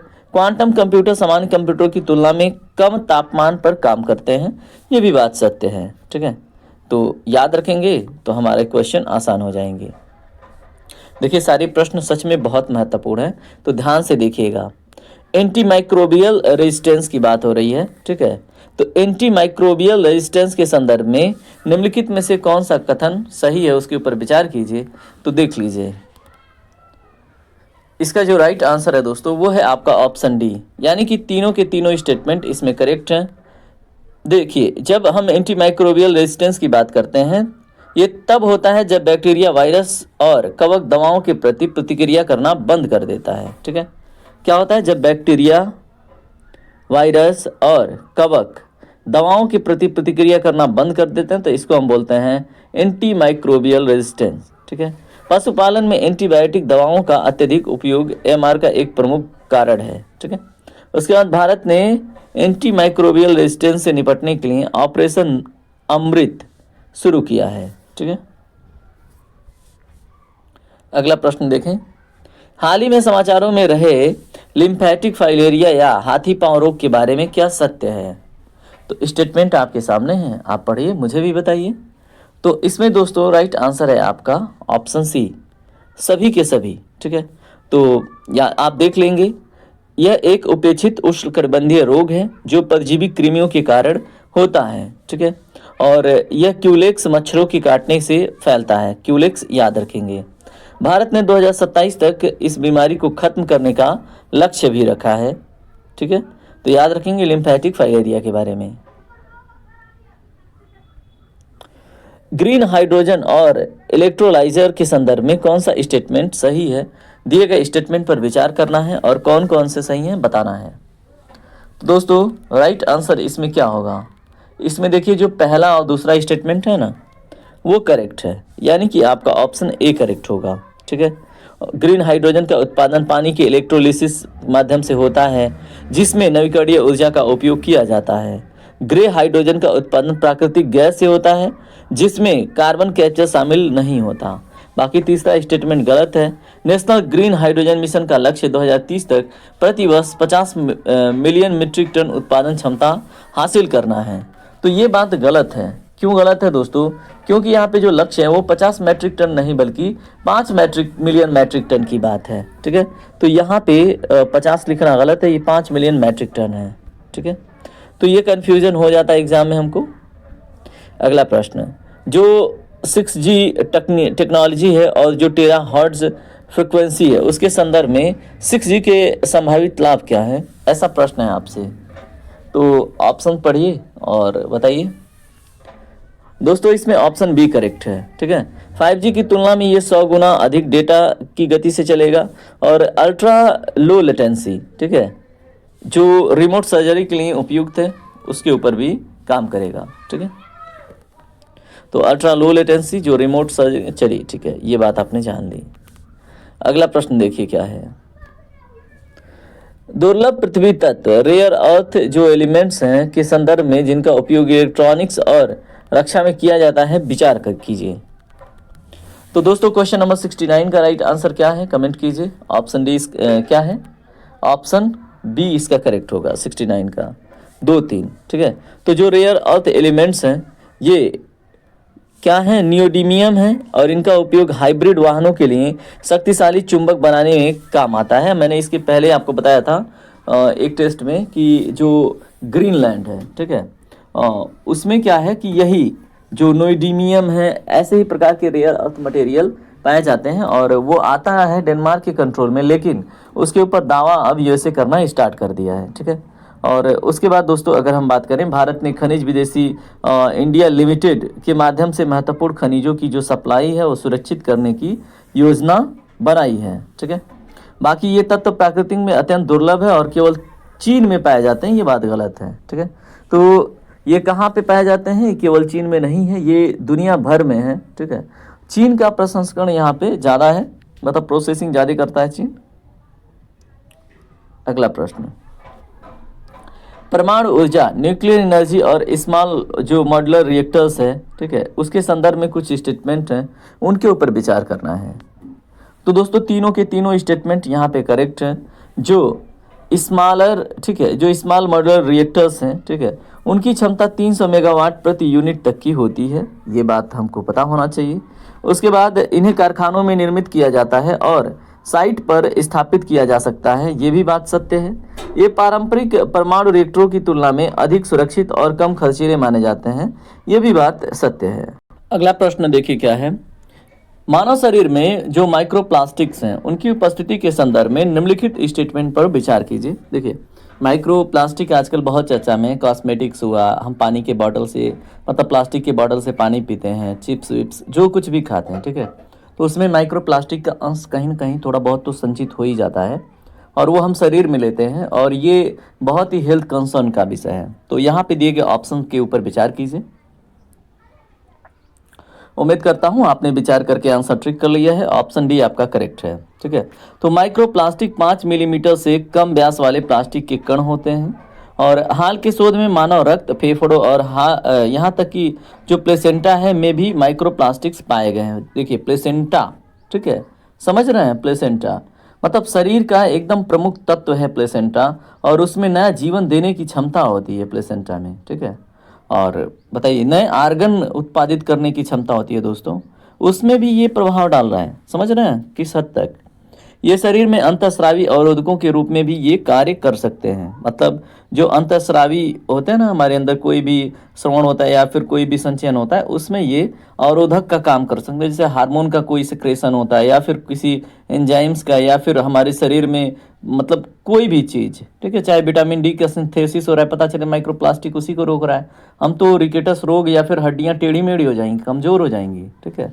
तो ये सब कंसर्न है दोस्तों, और ये आपके एग्जाम के लिए भी ज़रूरी है। देखिए वेब 3.0 तकनीकी के संदर्भ में निम्नलिखित में से कौन सी एक, ठीक है, प्रमुख विशेषता है, कौन सी एक नहीं है, कौन सी इसकी प्रमुख विशेषताएं हैं, बताइए। तो क्वेश्चन नंबर 72 का राइट आंसर है दोस्तों ऑप्शन डी, तीनों की तीनों। ठीक है, वेब 3.0 तकनीकी के संदर्भ में तीनों स्टेटमेंट करेक्ट हैं। ब्लॉकचेन आधारित ये विकेंद्रीकरण है, और सिमेंटिक वेब जो डाटा के अर्थ को समझता है और उपयोगकर्ताओं को अपने डाटा पर पूर्ण स्वामित्व होता है वेब 3.0 में। ठीक है, इस टेक्नोलॉजी में तो ब्लॉकचेन टेक्नोलॉजी पे ये मतलब डिस्ट्रीब्यूटेड है, और सिमेंटिक वेब जो डेटा का अर्थ को समझाता है, इसका भी इसमें रोल है। तो ये चीज़ें हमें देख के चलनी है वेब 3.0 के बारे में। अगला प्रश्न, चिकित्सा जगत में चर्चा में रहे लैकेन मैप का उपयोग किस बीमारी के उपचार के लिए किया जाता है? तो वेरी वेरी इंपॉर्टेंट क्वेश्चन, लैकेन मैप के बारे में बताइए। तो दोस्तों इसका जो राइट आंसर है वो है ऑप्शन ए। ठीक है, अल्जाइमर रोग। याद रखेंगे लैकेन मैप का उपयोग किसके लिए किया जाता है दोस्तों चिकित्सा जगत में? तो अल्जाइमर रोग। ठीक है, और इसमें भूलने की बीमारी होती है अल्जाइमर में। अगला प्रश्न है, इसरो के स्मॉल सैटेलाइट लॉन्च व्हीकल के बारे में कौन सा स्टेटमेंट करेक्ट है, कौन से? ठीक है, तो देखिए राइट आंसर है दोस्तों इसमें ऑप्शन सी। केवल 1 और 3 स्टेटमेंट इसमें करेक्ट हैं और ये हमारे एग्जाम के लिए महत्वपूर्ण हो जाता है, ठीक है। बाकी इसमें जो दूसरा स्टेटमेंट है वो गलत है, यह केवल ठोस ईंधन के 3 चरणों का उपयोग करता है। तो दोस्तों ऐसा नहीं है। जो स्मॉल सैटेलाइट लॉन्च व्हीकल है SSLV, ठीक है, ये केवल ठोस, ऐसे कैसे, ऐसे कैसे तो दोस्तों जो ये है, ये ठोस चरणों के अलावा मतलब छोटा तरल चरण भी है इसमें, जिसको हम वेलोसिटी ट्रिमिंग मॉड्यूल भी कहते हैं, ठीक है। तो याद रखेंगे, बाकी तो चीज़ें आपने पढ़ लिया होगा। अगला प्रश्न देखिए क्या है। 3D बायो प्रिंटिंग के संदर्भ में कुछ स्टेटमेंट हैं, वेरी वेरी इंपॉर्टेंट है ये क्वेश्चन। तो इसका जो राइट आंसर है क्या होगा? तो दोस्तों इसमें ना ऑप्शन ए करेक्ट है, इसमें 1 और 2 स्टेटमेंट करेक्ट हैं। बाकी तीसरा जो है, वर्तमान में इसका उपयोग पूरी तरह कार्यात्मक मानव हृदय के प्रत्यारोपण के लिए किया जा रहा है, ये बात गलत है, ठीक है। ये पूरी तरह वाली जो है ये गलत बात है। ये पूर्ण कार्यात्मक मानव हृदय का प्रत्यारोपण अभी तक संभव नहीं हुआ है, ये बात अपने दिमाग में बिठा लीजिए। बाकी 3D बायो प्रिंटिंग से जीवित कोशिकाओं का उपयोग करके कृत्रिम उत्तक और अंग बनाए जाते हैं, ये बात सही है। इसमें प्रयुक्त होने वाली स्याही को हम बायो इंक कहते हैं। ये कई बार आपके एग्जाम में प्रश्न बना हुआ है, ठीक है, और यूपीएससी के लिए तो बहुत महत्वपूर्ण हो गया। डार्क जीनोम शब्द हाल ही में वैज्ञानिक चर्चाओं में रहा है, इसका अर्थ क्या है? तो देखिए सारे के सारे प्रश्न दोस्तों बहुत ही महत्वपूर्ण हैं आपके एग्जाम के लिए, ठीक है। तो डार्क जीनोम शब्द हाल ही में वैज्ञानिक चर्चाओं में रहा है, तो इसका अर्थ आपसे पूछा गया है, बताइए। तो दोस्तों ऑप्शन ए इसमें करेक्ट है, ठीक है। याद रखेंगे ये क्या है, डार्क जो जीनोम है डीएनए के, ठीक है, उस 98% हिस्से को कहते हैं जो प्रोटीन नहीं बनाता है, ठीक है। तो यहाँ पे देखिए मानव डीएनए का वो हिस्सा जिसका कार्य वर्तमान में अज्ञात है और जो प्रोटीन कोड नहीं करता है, ठीक है। तो ये इसके बारे में है, ठीक है। डार्क जीनोम आपको पता चल गया। चलिए बात करते हैं अगले प्रश्न पे। फ्यूजन ऊर्जा की बात करें और इंटरनेशनल थर्मोन्यूक्लियर एक्सपेरिमेंटल रिएक्टर की बात करें, उसके संदर्भ में कुछ स्टेटमेंट है। अब इन स्टेटमेंट को पढ़िए और राइट करेक्ट चूज कीजिए, ठीक है। क्वेश्चन नंबर 77 का राइट आंसर ऑप्शन डी है। इसमें क्या होता है, फ्यूजन एनर्जी में परमाणु संलयन उसी सिद्धांत पर आधारित है जिससे सूर्य ऊर्जा उत्पन्न होता है, ये सही बात है। फ्यूजन ऊर्जा और सूर्य में होने वाले न्यूक्लियर फ्यूजन की बात एक ही है। संलयन प्रक्रिया में रेडियोधर्मी कचरा विखंडन की जो तुलना में है वो बहुत कम होता है, ठीक है। तो ये भी हमें पता चल गया कि संलयन प्रक्रिया में रेडियोधर्मी कचरा जो निकलता है और विखंडन की तुलना में जो प्रदूषण होता है उससे कम होता है। इसमें ITER परियोजना फ्रांस में स्थित है और भारत इसका सदस्य है। तो दोस्तों ये भी सही बात है, ठीक है। तो इंटरनेशनल थर्मोन्यूक्लियर एक्सपेरिमेंटल रिएक्टर का भारत क्या है, सदस्य है। बात करते हैं अगले क्वेश्चन पे। लिथियम आयन बैटरी के विकल्प के रूप में, ठीक है, चर्चा में रहे सोडियम आयन बैटरी के ऊपर आपको बताना है क्या लाभ है इसका। तो दोस्तों पढ़िए, राइट है इसमें ऑप्शन ए केवल 1 और 2, ठीक है। तो सोडियम प्रचुर मात्रा में उपलब्ध है, ये लाभ है, और लिथियम की तुलना में ये सस्ता है, ये लाभ है। और ये बैटरी कम तापमान पर बेहतर प्रदर्शन करती है, ये भी इसका लाभ है, ठीक है। तो सोडियम आयन बैटरी के लाभ आपको पता चल गए। अगला प्रश्न, जो डीप फेक तकनीकी है उसके संदर्भ में कुछ स्टेटमेंट है, आपको विचार करना है और बहुत चर्चा में है आजकल ये डीप फेक, ठीक है। तो विचार कीजिए, आपके विचार करने का समय सीमा समाप्त। इसमें जो ऑप्शन ए है वो करेक्ट है, स्टेटमेंट 1 और 2 करेक्ट है, स्टेटमेंट 3 गलत है। वर्तमान भारतीय कानून के तहत डीप फेक बनाना पूरी तरह से प्रतिबंधित है, ठीक है। तो दोस्तों वर्तमान में भारत में डीप फेक पर विशिष्ट पूर्ण प्रतिबंध नहीं है बल्कि दुरुपयोग पर सजा है, ठीक है। तो ये चीज़ याद रखेंगे। बाकी यह आर्टिफिशियल इंटेलिजेंस का उपयोग करके किसी व्यक्ति की छवि या आवाज़ को बदलने की एक विधि है, बिल्कुल सत्य बात है। ये जनरेटिव एडवर्स रियल नेटवर्क, ठीक है, एडवर्स रियल नेटवर्क के सिद्धांत पर आधारित है। अगला प्रश्न देखिए 80 नंबर का क्वेश्चन। भारत की सर्वाइकल कैंसर के खिलाफ स्वदेशी वैक्सीन का नाम क्या है? तो दोस्तों क्वेश्चन नंबर 80 का राइट आंसर आपका ऑप्शन ए है। क्या नाम है दोस्तों? सर्वावाक। क्या है? सर्वावाक, ठीक है। तो सर्वाइकल कैंसर के खिलाफ स्वदेशी वैक्सीन का नाम क्या है? सर्ववाक। दोस्तों यहाँ पे अब करंट अफेयर के 20 क्वेश्चन आएंगे धड़ल्ले से, इनको पूरी ईमानदारी से अटेम्प्ट कीजिए और ध्यान से सुनिए, ठीक है। प्रश्न है, हाल ही में चर्चा में रहे India middle east Europe economic corridor, ठीक है, इसके संदर्भ में निम्नलिखित कथनों पर विचार करना है, कीजिए। उम्मीद करता हूं आपके विचार हो चुके हैं और आपने आंसर अपने कॉपी में कर लिया है। इसमें दोस्तों ऑप्शन ए करेक्ट है, केवल 1 और 2 स्टेटमेंट करेक्ट हैं। किसके बारे में? India middle east Europe economic corridor के बारे में। इसमें 2 अलग अलग गलियारे शामिल हैं, पूर्वी गलियारा भारत को अरब खाड़ी से जोड़ने वाला और उत्तरी गलियारा अरब खाड़ी के यूरोप से जोड़ने वाला, ठीक है। तो ये बिल्कुल सही बात है। किसके बारे में? इंडिया मिडल ईस्ट यूरोप के इकोनॉमिक कॉरिडोर के बारे में, ठीक है।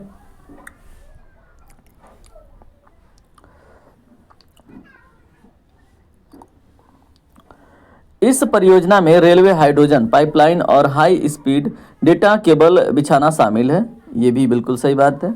और इसमें जो तीसरा स्टेटमेंट है ये गलत है, ठीक है।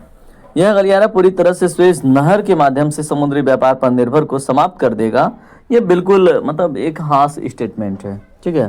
तो स्वेज नहर एक विकल्प नहीं है इसका, और एक इसका अतिरिक्त मार्ग है, ठीक है। तो India middle east Europe economic corridor का एक मात्र मार्ग है स्वेज कैनाल, याद रखेंगे। अगला प्रश्न देखिए क्या है। लॉजिस्टिक परफॉर्मेंस इंडेक्स की बात करें, इसमें 2025-26 के संदर्भ में जो विश्व बैंक द्वारा जारी किया गया है, ठीक है, तो इसके ऊपर आपको विचार करना है। तो इसका राइट आंसर क्या होगा? उम्मीद करता हूं आपने वीडियो रोक के आंसर कर लिया है। इसमें कितने सही हैं? तो दोस्तों इसमें 2 स्टेटमेंट सही हैं, ठीक है। और कौन कौन से स्टेटमेंट सही हैं? तो दोस्तों इसमें केवल दूसरा वाला बीच वाला पॉइंट गलत है। यह सूचकांक केवल समुद्री व्यापार की दक्षता को मापता है, यह बिल्कुल गलत बात है।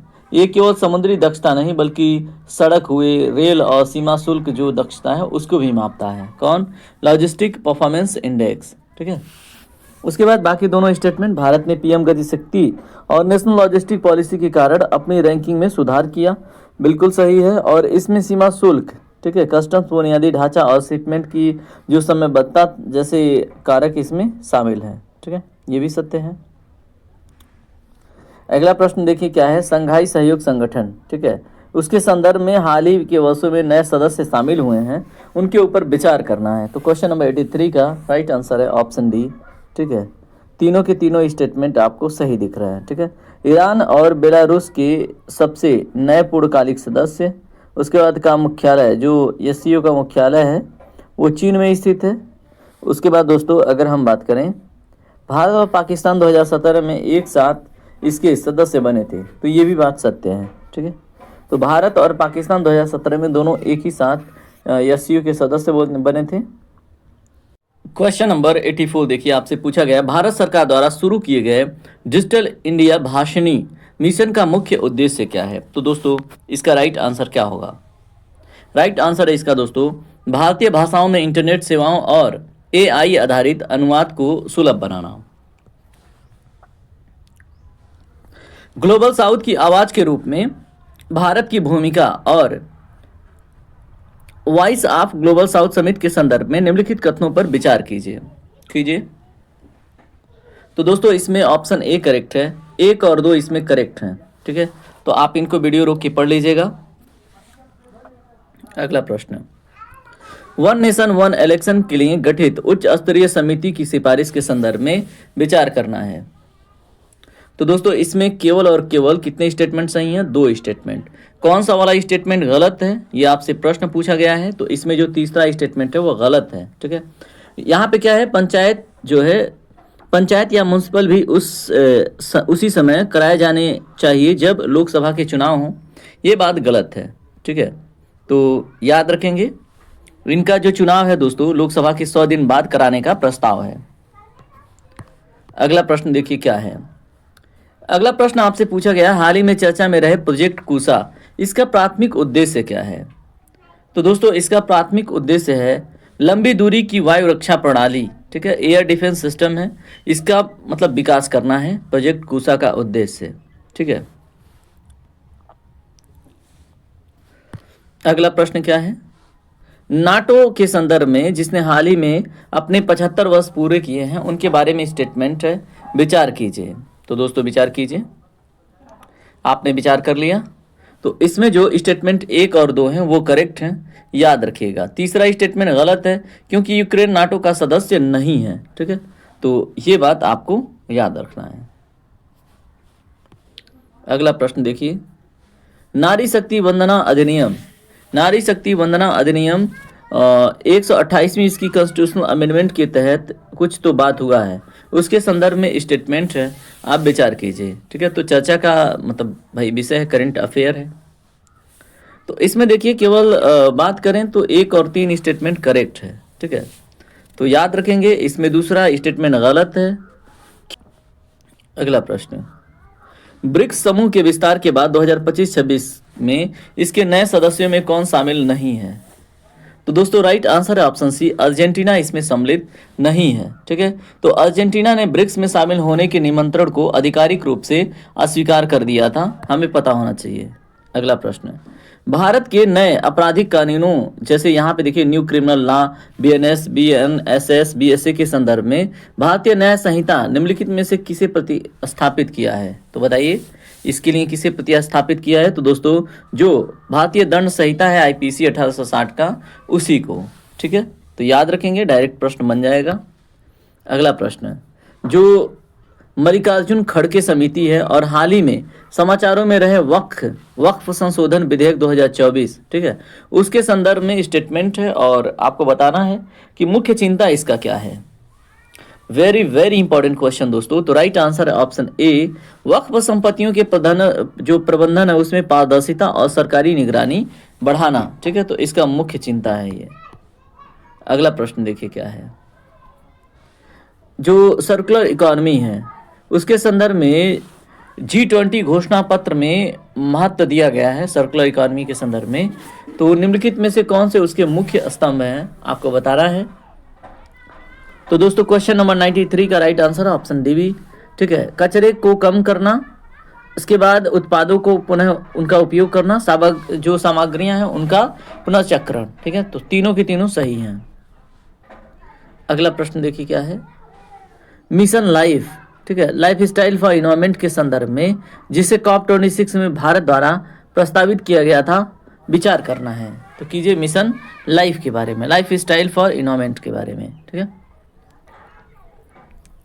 तो दोस्तों आपने कर लिया होगा, उम्मीद करता हूँ। इसका राइट आंसर है ऑप्शन बी, केवल 1 और 3, ठीक है। तो इसका उद्देश्य व्यक्तिगत और सामुदायिक स्तर पर व्यवहार परिवर्तन के माध्यम से पर्यावरण की रक्षा करना है, किसका? मिशन लाइफ का, ठीक है। और फिर क्या है, यह उपभोक्ता के बजाय चक्रवर्ती अर्थव्यवस्था पर जोर देता है, ठीक है। क्वेश्चन नंबर 95 देखिए क्या है, आर्टिफिशियल इंटेलिजेंस सेफ्टी समिति और जो ब्लेचले घोषणा है, ठीक है, उसके संदर्भ में कुछ मतलब स्टेटमेंट है और उसमें पूछा गया है इसका मुख्य मेजबान कौन था। तो दोस्तों आर्टिफिशियल इंटेलिजेंस सेफ्टी समिति और ब्लेचले घोषणा में जो अध्यक्ष था कौन था? इसका right answer option C, United Kingdom, ठीक है। क्वेश्चन नंबर 96 है, हाल ही में चर्चा में रहे चाबहार बंदरगाह, आपको पता है आजकल चर्चा में है, इसके संचालन के लिए भारत ने किस देश के साथ 10 वर्षीय अनुबंध पर हस्ताक्षर किए हैं? वेरी वेरी इंपॉर्टेंट क्वेश्चन दोस्तों, आप सोच भी नहीं सकते ये कितना महत्वपूर्ण है। दोस्तों ऑप्शन बी इसका करेक्ट है, ईरान, ठीक है, याद रखेंगे। अगला प्रश्न देखिए क्या है, डिजिटल सार्वजनिक बुनियादी ढांचा के संदर्भ में जिसे भारत ने वैश्विक स्तर पर बढ़ावा दिया है, इसमें क्या शामिल है? तो बताइए। इसका राइट आंसर है दोस्तों ऑप्शन डी, सभी के सभी। आधार भी शामिल है, यूपीआई भी शामिल है और डिजी लॉकर और ओएनडीसी भी शामिल है, ठीक है। अगला प्रश्न, प्रधानमंत्री सूर्य घर मुफ्त बिजली योजना के संदर्भ में निम्नलिखित कथनों पर विचार कीजिए। तो बताइए पीएम सूर्य घर मुफ्त बिजली योजना के अंतर्गत जो स्टेटमेंट है उनमें क्या करेक्ट है? इसका जो राइट आंसर है दोस्तों वो है आपका ऑप्शन बी, केवल 1 और 3, ठीक है। तो इसका लक्ष्य 1 करोड़ घरों को प्रतिमाह 300 यूनिट तक का मुफ्त बिजली प्रदान करना और सरकार इसके लिए छत पर सोलर पैनल लगाने के लिए सब्सिडी प्रदान करती है, ठीक है। तो याद रखेंगे ऑप्शन 1 और 3 करेक्ट हो जाता है। अगला प्रश्न देखिए क्या है, अंतर्राष्ट्रीय आपराधिक न्यायालय इंटरनेशनल क्रिमिनल कोर्ट ऑफ, ठीक है, इंटरनेशनल क्रिमिनल कोर्ट है, उसके संदर्भ में हाल ही में कुछ प्रमुख नेताओं के खिलाफ वारंट जारी किए हैं, आपको विचार करना है, इसलिए ये चर्चा का विषय है। तो दोस्तों इसमें अगर हम राइट आंसर की बात करें ना तो ऑप्शन ए करेक्ट है, ठीक है, तो केवल एक सही है। आईसीसी का मुख्यालय हेग नीदरलैंड में है, बाकी दोनों स्टेटमेंट क्या हैं, गलत हैं, ठीक है। और गलत होने का पीछे का कारण क्या है, तो दोस्तों भारत आईसीसी का सदस्य नहीं है, ठीक है, और यहाँ पे भारत आईसीसी के रोमन कानून का एक हस्ताक्षर सदस्य है, ये बात लिखा गया है, इसलिए ये गलत है, ठीक है। उसके बाद यह केवल उन अपराधों की जांच करता है जो सदस्य के क्षेत्र में हुए हों, तो दोस्तों ये भी गलत है, ठीक है। और क्यों गलत है बताइए, क्योंकि ये गैर सदस्य देशों के नागरिकों पर भी विचार कर सकता है, ठीक है। और यहाँ पे जो मतलब क्या लिखा जाए, जो सदस्यों के क्षेत्र में ही हुए हों, ठीक है। आज का अंतिम क्वेश्चन देखिए क्या है। विश्व प्रेस स्वतंत्रता सूचकांक 2025 के संदर्भ में आपको विचार करना है। तो दोस्तों राइट आंसर क्या होगा, इसको जारी कौन करता है, रिपोर्टर्स विदाउट बॉर्डर्स, ठीक है। और यह संस्था प्रतिवर्ष प्रेस स्वतंत्रता सूचकांक नहीं निकालती है, ये बात आपको याद रखना है, ठीक है। तो रिपोर्टर्स विदाउट बॉर्डर की मतलब वैश्विक प्रेस स्वतंत्रता सूचकांक है, जो हमें पता होना चाहिए। और इस तरह से आज का टेस्ट कंप्लीट हुआ। अब आपकी बारी है, वीडियो को लाइक करना, शेयर करना और कमेंट करके बताना कि आपको ये क्लास कैसा लगा, और अपना स्कोर जरूर बताइएगा। जय हिंद, जय भारत, आपका दिन शुभ हो।